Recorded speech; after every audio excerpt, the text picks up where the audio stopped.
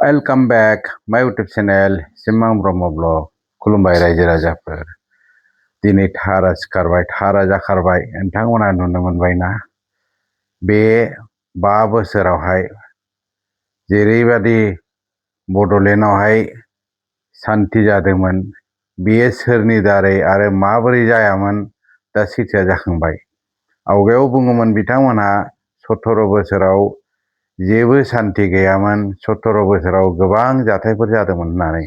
नाथाय 5 बोसोराव जेबो जाथाय जायाखै, सान्थि जादोंमोन। क'क्राझार बड'लेण्डआ सान्थिलेण्ड जाबायमोन।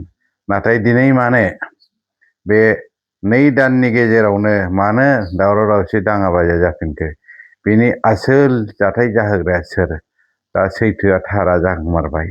मानो होननानै बुङोब्ला 5 बोसोरावहाय जेनाखि अपोजिशन पार्टी, पार्टिकुलारलि BPF पार्टिया मालाबाबो UPPL पार्टी सरकार सालायनायाव खुनु दाङाबाजि खालायाखैमोन, जायनि फलाव बिथांमोना सान्थियैनो 5 बोसोरखौ थांहोनो हादों।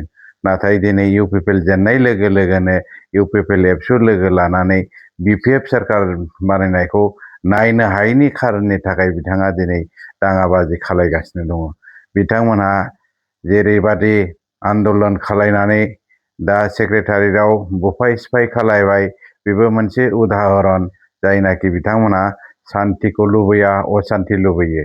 जेरावनाखि गणतान्त्रिक नियमैहाय, गणतान्त्रिक प्रसेसैहाय नन भायलेन्ट खालायनानै बिथांमोनहा आन्दलन खालायनांगौमोन। नाथाय बिथांमोना संबिजितनि एगेन्स्ट खामानि मावदों।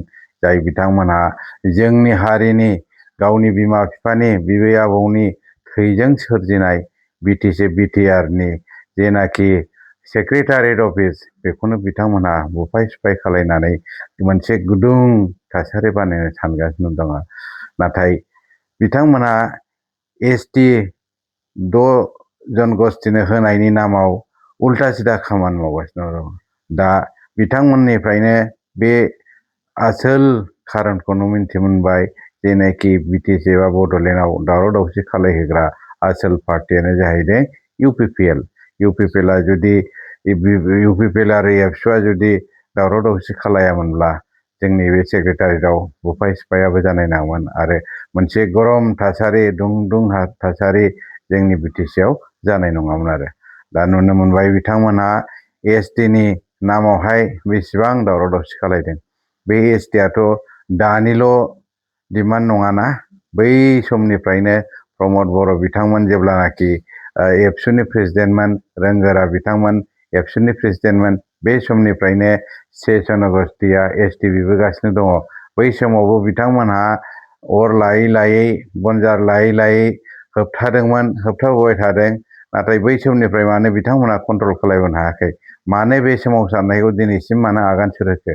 आरो बिथांमोनहानो होनदोंमोन 6 जनगोष्ठीनो जोंनि थाखानाय जनगोष्ठीनिफ्राय मोनसे थाखानाय जनगोष्ठीया जुदि खहा जायाब्ला बिथांमोननो होनायाव जोंहा खुनु दाय गैया बा जों माबा मोनसे जोंहा प्रब्लेम गैया होननानै बिथांमोनानो आवगायनिफ्रायनो बुंबाय थादों।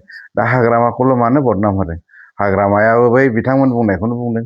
गबिन्द चन्द्र साराबो बेखौनो बुंदों, प्रमद बर' साराबो बेखौनो बुंदों, रोंगोराबो बिथां बुंदों आरो जायनाखि दानि चिफ हाग्रामा बिथाङाबो बे मोनसे हाबाखौनो, बे खोथाखौनो बुंदों। अब्ला गोरोन्थिया सोरनि? गोरोन्थियाथ' हाग्रामानिल' नङा, गासिबो जोंनि बड' लिडारफोरनिनो। दा बेखायनो आंनि खावलायनाय, गोरोन्थिया जाखाबायब्ला, गोरोन्थिया थांखाबायब्ला बेफोरखौ रायखांलायनानै जेबो लाब गैलिया। दा जोङो जोंनि हारिनि रायजो राजानि अलखदावहाय साफ्रोमबो ज' जानानै जाहाथे ST बिनायखौ, 6 जनगोष्ठीखौ होबथायो आरो बिथांमोनखौ जाहाथे ST होआ, बिनि थाखायसो जों दा लोब लोब बयखौबो सापर्ट होनांगौ। बयबो मिन्थिगौ जे गोरोन्थि जादोंमोनब्लाबो साफ्रोमबो बर'नि थैयाव ST होनायखौ रावबो गनायथि होआ, गनायथिनानै लानो हाया। इभेन हाग्रामाया NOC हरदों मालाय मा जानो, बिथांनि गोसोआवबो बिथाङा माबा मोनसे 6 जनगोष्ठीखौ ST होनायाव खुनु माब्लाबाबो सापर्ट खालायनाय नङा, बा जोंबो खालाया, रावबो खालाया। बेखायनो नोंथांमोना जेरैनाखि STखौ प्रटेक्सन खालायदों, होनायनिफ्राय बन्सित खालायदों, बेवहायथ' बयबो सापर्ट दङ। नाथाय नोंथांमोना गोरोन्थि लामाजों थांनानै आन्दलन खालायनो नाङा। आन्दलन खालाय पिसफुलि धरना खालाय जेरावबो नाथाय प्रपार्टिफोरखौ बुफाय सिफाय खालायनानै जाहाथे गभर्नमेन्ट प्रपार्टिखौ लस खालाया बा बियो गावनिनो प्रपार्टि होननानै सानो बेबायदि खालायनानै जाहाथे आन्दलनखौ सालायलांबाय थायो आरो 6था जनगोष्ठीखौ एसटि होनायनिफ्राय बन्द खालायनो हायो बेखौ जों नोंथांमोनजों सापर्टार नोंथांमोनजों जों थाफाबाय थागोन नाथाय गोरोन्थि लामाजों नोंथांमोना जुदि आगान सुरोब्ला दानि आवगायनि जेरैनाखि 17 बोसोरावहाय हांगामा खालायबाय थादोंब्ला जोङो नोंथांमोनखौ सापर्ट होनाय नङा आरो मोनसे जोबोद गोसोआव साननांगौ खोथा दं दा गिनांगौबो साननांगौबो जाय बिथांमोनहा 1 जनगोष्ठीखौ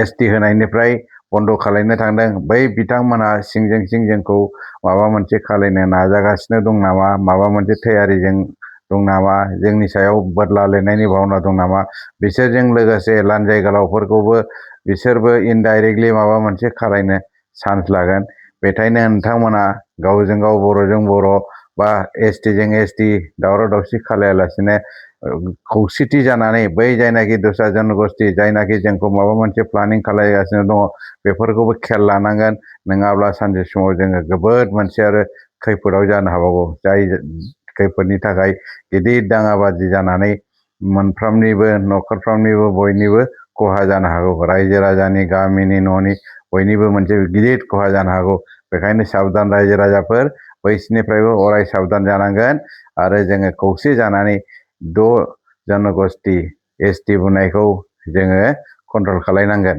बै आवगायावहाय जेरैहाय 17 बोसोराव आन्दलन खालायनानै गुदुं थासारि बानायबाय थादोंमोन बेबायदि जों दा जोंनि हालामखौ गुदुं थासारि खालायनो नाङा एसटि बिदों नालाय एसटि बिनायखौ कन्ट्रल खालायनो खालाय बाहाय माबा मोनसे पलिटिकेल एंगेल पलिटिकेल इनभल्भ खालायनानै दावराव दावसि खालायनानै हाग्रामाखौ सोख्लायनानै बाहाय माने सोरखौबा सिफ बानायनायनि बेखौ मालाबाबो सिमाङावबो दासान मानो होननानै बुङोब्ला बियो नेपाल नङा बांलादेश नङा बेवहाय जुदि नोंथांमोना बेबायदि सानदोंब्ला नोंसोर जुदि हाग्रामाखौ बोख्लायोब्ला ना हाग्रामा थागोन ना नोंथांमोना थानो मोनगोन बेखौ डाइरेक्ट आसाम गभर्नमेन्टआ लांगोन आरो सेन्ट्रेल गभर्नमेन्टआ लांगोन अब्लाना नोंथांमोना जों बयबो हाफा मुवा जानांगोन आरो बे आवगायाव जेरैहाय बड'लेण्डनि बा बिटिसिनि आन्दलन खालायदोंमोन बिएलटि आन्दलन खालायदोंमोन एनडिएफबी आन्दलन खालायदोंमोन बेबायदिनो खालायफिननांगोन जागोन आरो जोंनि गथ' गथायफ्रा गावसिनि जिउ बलिदान आरो होफिननांगोन जागोन